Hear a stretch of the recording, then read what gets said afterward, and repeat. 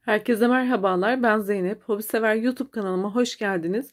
Bugün sizlere burada görmüş olduğunuz yapımı oldukça kolay ve güzel örgü modelinin anlatımını yapacağım bir video ile yine karşınızdayım. Umarım beğenir, sizler de yaparsınız. Bu örgü modelinden arkadaşlar çok güzel çanta, farklı örgüler, yine aynı zamanda da güzel bir bebek battaniyesi olacaktır. Şöyle hemen modelimi göstermek istiyorum. Eğer çanta olarak yapacaksanız tığ numaranızı daha ince tutmanızı, battaniye yapacaksanız da tığ numaranızı kalınlaştırmanızı öneririm. Evet, hemen şimdi başlayalım. Ben tığ olarak arkadaşlar bugün 3 milimlik bir tığ kullandım. Bebek battaniyesi yapacaksanız 3,5-4 numaraya kadar artırabilirsiniz. İp olarak anti peeling özelliğine sahip bebe yünleri kullanacağım. Şimdi yeşil renkle sizlere anlatımını yapacağım. Evet, hemen başlayalım.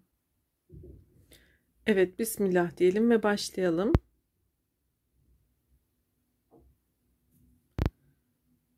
Zincir yapımıyla başlıyoruz.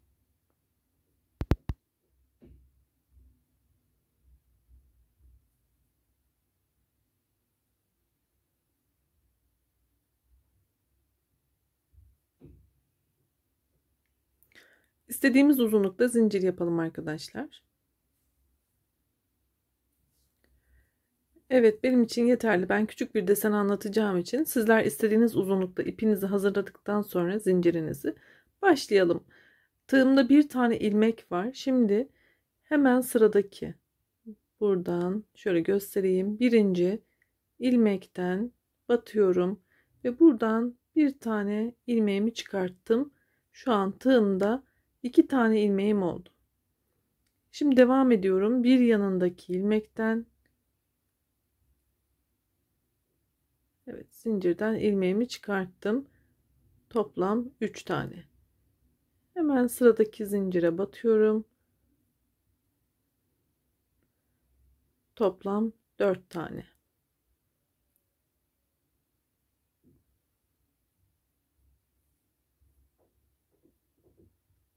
Beş ve şimdi sıradakinden de ilmeğimi çıkarttım. Toplamda tığımda tam 6 tane ilmeğim oldu. Şimdi hepsini tek seferde çıkartıyorum.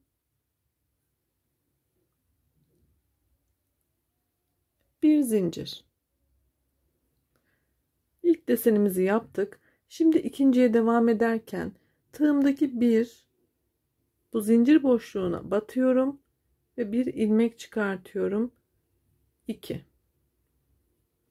Son almış olduğum ilmekten tekrar bakın buradan ilmek çıkartıyorum. 3. Yine son yapmış olduğum zincirden ilmek çıkartıyorum. 4. Şimdi zincire devam ediyorum. 5 ve bir yana 6 tane ilmeğimi çıkarttım. Hepsini tek seferde topladım. Bir zincir. İkinci desenimiz de oldu. Bu 1, 2, bakın buradan 3, 4, 5 ve 6.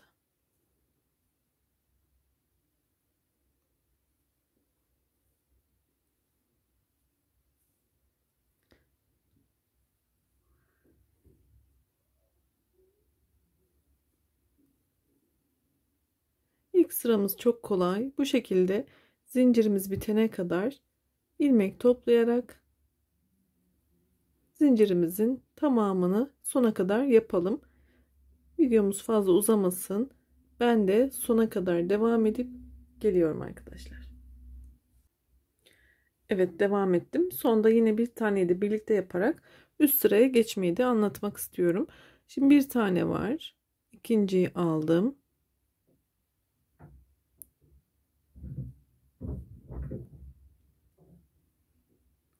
Ve son ilmeğimi de alıyorum.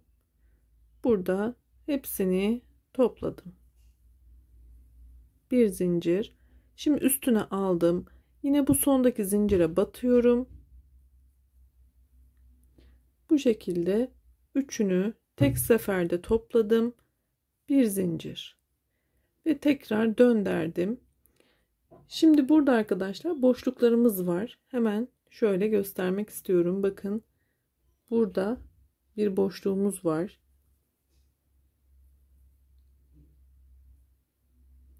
Daha sonra burası. Buralara sık iğne yapacağız. Başlayalım.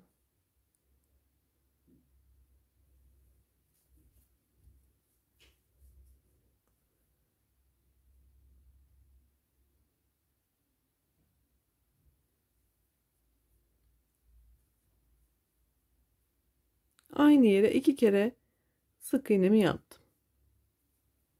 Şimdi bir yana geçiyorum.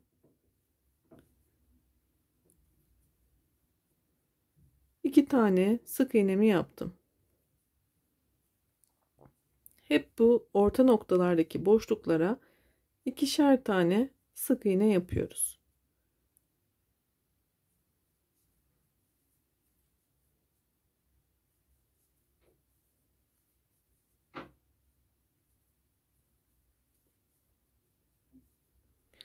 Sıramız tamamlanana kadar devam edelim.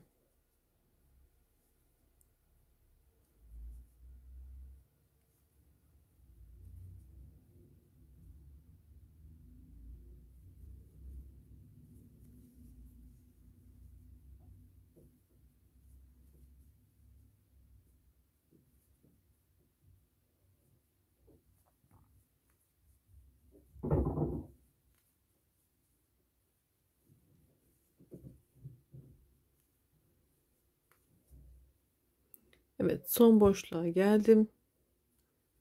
Burada da yine iki tane sık iğnemi yaptım. Artık sondayım.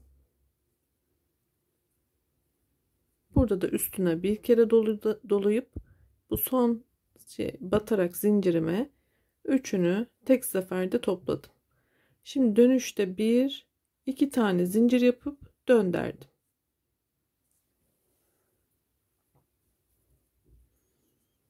Yine ilmek çıkartacağız. Birinci ilmeğim, ikinciyi hemen burada yapmış olduğum iki tane zincirin birincisinden ilmeğimi çıkarttım.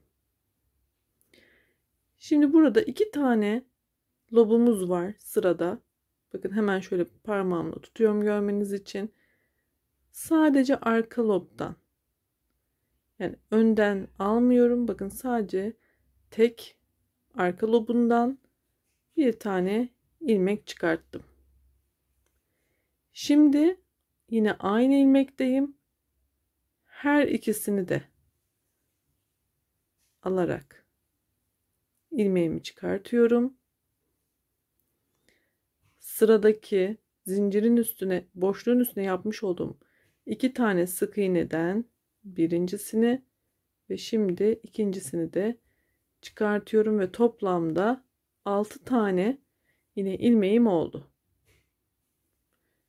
Hepsini tek seferde topladım. Bir zincir. Şimdi aynı şekilde devam ediyorum.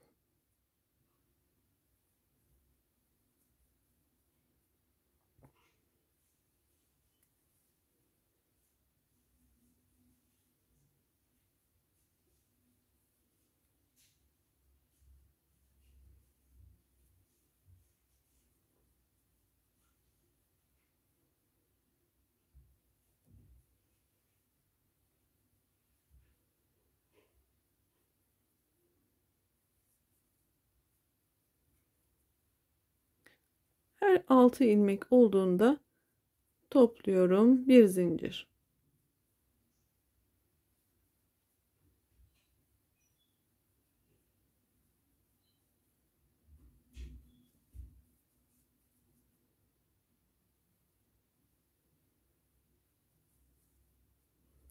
Evet, aynı şekilde sıra sonuna kadar devam edelim. Evet, sona kadar ilerledim. Şimdi sonuncuyu beraber yapalım. Yine burada ilmeklerimi çıkartıyorum.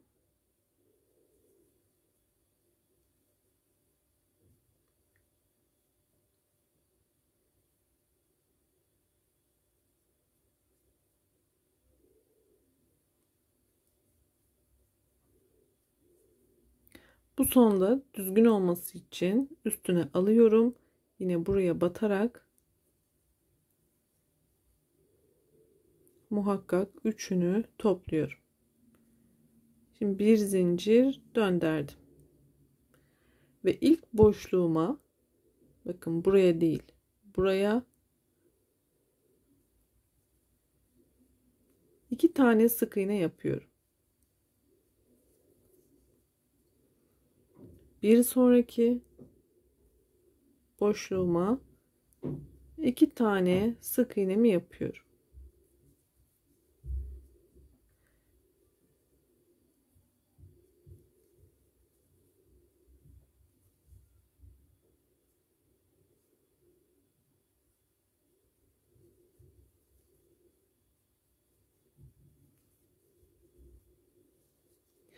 Şimdi sona kadar devam edelim. Burada buluşalım.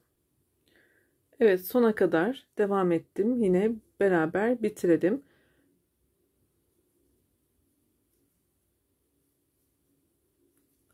Yine sonda üstüne alıyorum ve buraya batarak kenarda düzgün durması için düz bir şekilde bitirdim. Şimdi bir üst sıraya çıkarken 2 tane zincir yapıyorum ve çevirdim. Birinci değil, ikinci zincirden ilmeğimi çıkarttım. İlk zincirden, ön değil arka lobundan ilmek çıkartıyorum. Şimdi aynı ilmekten her ikisini de alarak, her iki lobu da alarak tekrar bir ilmek çıkartıyorum. Şimdi sıradaki 2 tane sık iğnemden de ilmeklerimi çıkarttım ve 6'ya tamamladım. Bir zincir. Devam ediyorum.